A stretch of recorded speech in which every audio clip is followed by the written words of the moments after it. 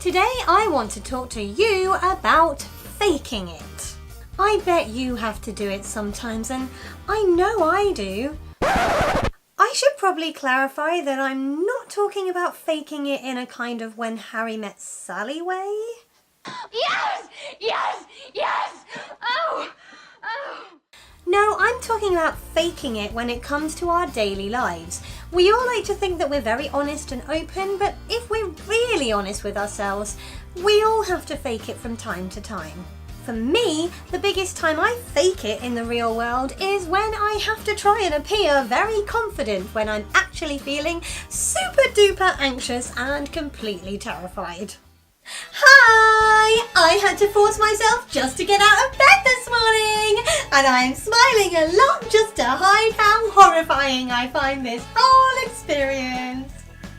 Yay! I do that because acting confident can actually make you feel a lot more confident. And also because it's fairly universally acknowledged that when somebody seems confident, people are more likely to listen to them and take notice of what they're doing or saying. So when the situation calls for it, I can fake confidence when I need to. But there are all kinds of other ways that we sometimes fake it in our daily lives, whether we're doing it to be polite. I can't believe I got this designer dress in a sale. I mean, it should have been like 3 months' wages worth, but I got it for a month and a half's worth of my wages, and I feel so beautiful. This dress is just amazing! Don't you just love it?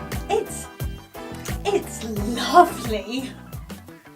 Or whether we're trying to avoid creating an unnecessary drama when we know we've overreacted to something and we need to try and keep our emotions in check. No, I'm totally fine. No, I was a bit annoyed, but I'm actually fine now. It's really fine. Oops. And then sometimes in my day job, I fake bravery in an attempt to not pass on my fears to the children I work with. Don't worry, boys and girls, it's just a spider. It's probably much more afraid of you than you are. Oh my god, it's moving! Why does it have to have so many legs? Ah! At least, I try. Faking it till you make it is universally recognised to quite often work. Like I said, if I have to pretend that I'm feeling a lot more confident than I am in order to face a situation that I find scary, then quite often faking confidence actually makes me feel more confident and makes the whole thing a lot easier to handle.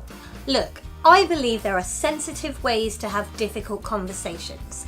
I believe that we should try to be honest with each other, but there's a massive difference between going to your completely tone-deaf, tuneless friend, "Hey, your singing voice is great, you should definitely audition for the X Factor," and then sitting at home and watching them go "ah la la la" and be mocked by the judges and the audience, and just going to them, "Hey, yeah, great, yeah, I love that you love singing and it's really nice, but maybe practice a bit more first."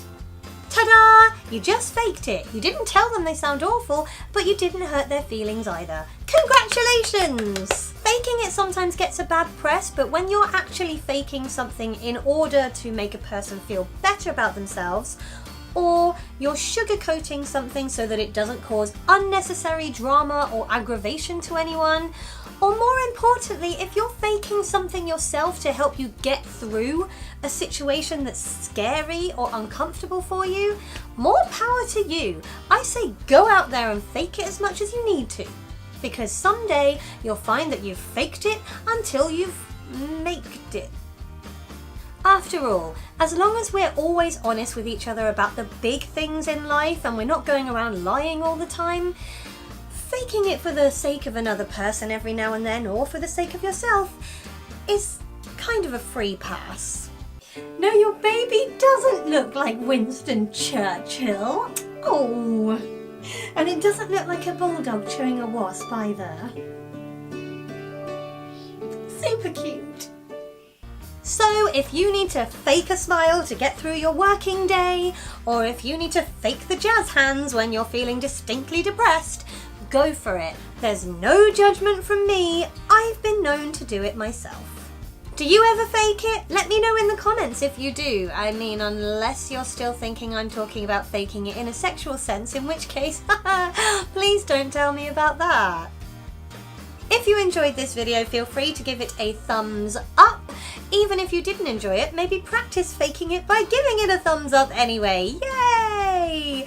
You can click on my floaty head if you would like to subscribe, and you can click over here to see last week's video. I'm off to fake not being extraordinarily shattered after not sleeping very well last night.